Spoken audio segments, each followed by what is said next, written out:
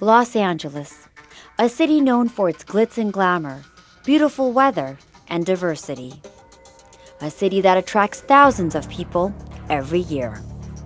A city with an estimated population of 3.8 million. But among that population is a sector of the community who have no home. A community that lives in shelters, transitional housing, or welfare hotels. A community known as our homeless population. There shouldn't be homelessness anywhere on this planet. There's no excuse for it. According to statistics, Los Angeles has a higher rate of homelessness than most other U.S. cities, making a dubious distinction of being the homeless capital of America. On any given day, there are nearly 68,000 men, women, and children in Los Angeles County who do not have a place to call home. 1 out of 4 homeless individuals is a military veteran. Perhaps understanding homelessness is the first step towards empowering the community to take action and inspire hope.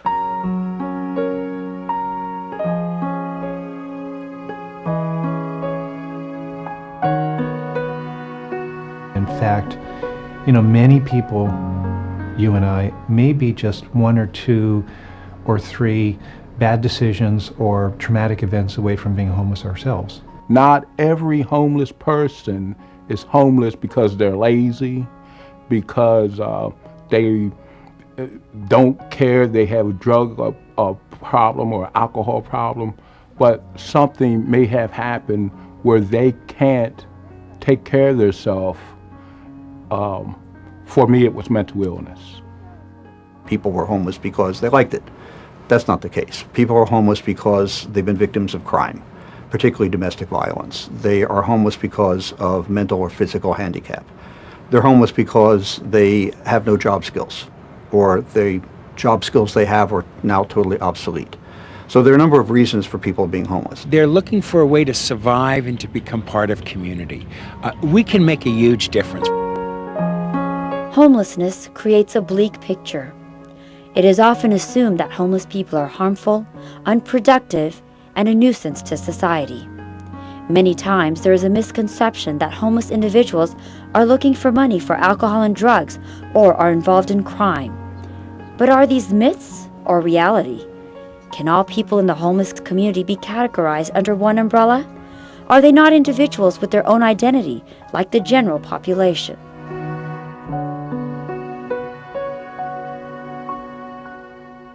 About 11 years ago, I was happily married, and my marriage just fell apart. And I went through a period of just walking the streets crying for about a year and a half. And at that time, I didn't know that that was called clinical or major depression. Jacob is one of the many individuals who found himself on the streets due to his mental illness. Having lost his job, a broken marriage, and also suffering from muscular dystrophy, he fell victim to homelessness. I couldn't get it together, just the crying and the depression. And someone told me that maybe I should seek some help. Actually, my physical being, I had deteriorated to the point because I couldn't take care of myself. But Jacob is just one of the many with a story to share. I became homeless after I lost my husband to kidney cancer a couple of years ago. I was staying with a friend, but it turned out to be kind of disastrous. There were some things going on that I didn't want to be a part of. So I found myself with some money, but not enough to really go anywhere and do anything. For Yvonne, a mother of 3, it was a situation she had never experienced or anticipated after dealing with a bad marriage. It was shocking. It was frightening, scary. You don't know what to do, who to talk to. Many simply don't have the support system and want to live a normal life. I always gave parties and cooked dinner. I want to see my friends and my family. I miss that. I want to be in a home where I can have all of my family come at the same time. These individuals all have different stories that have brought them to homelessness. But one fact has become apparent.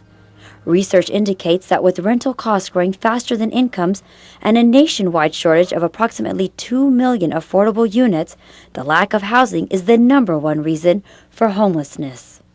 Living paycheck to paycheck meant that they couldn't keep up with the mortgage.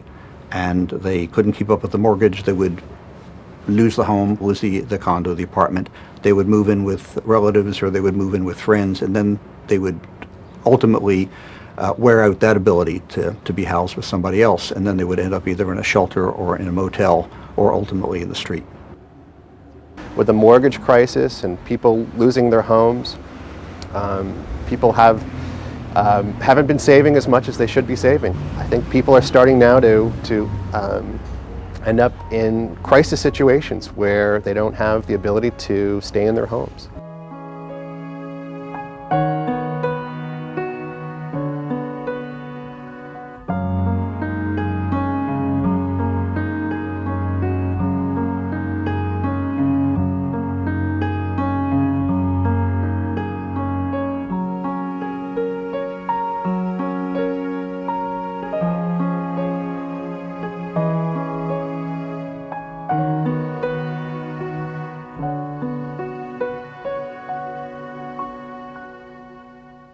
Today, agencies such as Upward Bound House and Step Up on Second are part of a movement making a difference for the homeless community.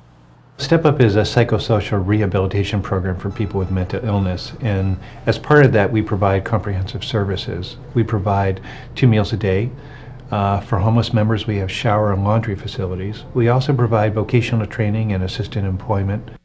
Step Up has been excellent in providing me an opportunity to take me where I was and help me move up. Step Up on Second has been working with the homeless population since 1984. We provide here at Step Up and all of our other future housing projects a permanent supportive housing. That means it's permanent, that it doesn't go away, people can stay the rest of their life, and it's supportive, that it's connected with supportive services. So if you walked in a unit, you would see something that looks like a college dorm room. It's about 300 square feet, it's a small efficiency. It has a bathroom and then one room which has a small kitchenette, a bed, and a small living area. And since these units target homeless individuals, to have a modest space is actually a very good thing. Housing is rent subsidized through the federal government, and residents are required to pay 1/3 of their income. In addition to housing, it's a place that also teaches independent living skills. So I went from helplessness, hopelessness, homelessness to housing. Jacob, a resident of Step Up on Second, gives back by helping homeless individuals understand how to get back on their feet and appreciate life. Work means so much to people with mental illness. Work is a measure of self-esteem for a person. And so maybe I can't work, but I can facilitate groups. People do treat you differently when you're on the streets. But the important thing is what are you doing? Which way are you headed? What road are you on? And that's what Step Up does for us every day, is to help us in that area. Step Up on Second has helped individuals like Les find a way to utilize their talent. Something that's brand new that I'm a part of, it's called a learning center. And I kind of built this, or should I say I'm building it. And it's a place where people can come and study formal education. While Step Up on Second helps individuals, Upward Bound House, a social services agency, assists families. They have been running Family Place, a 21-unit facility for families in a residential neighborhood. Most people, when they think about homelessness and shelters, think about the chronic homeless. They don't think about families with children. Statistics indicate over 10,000 children under the age of 18 lack the safety and stability of a home. At Upward Bound House, they find a place to call home. But families have to prove they are willing to make the change. We do background checks, we do criminal checks. We're a clean and sober facility, so families have to demonstrate that they've been clean and sober for at least a year. If there's mental illness, they have to be med compliant.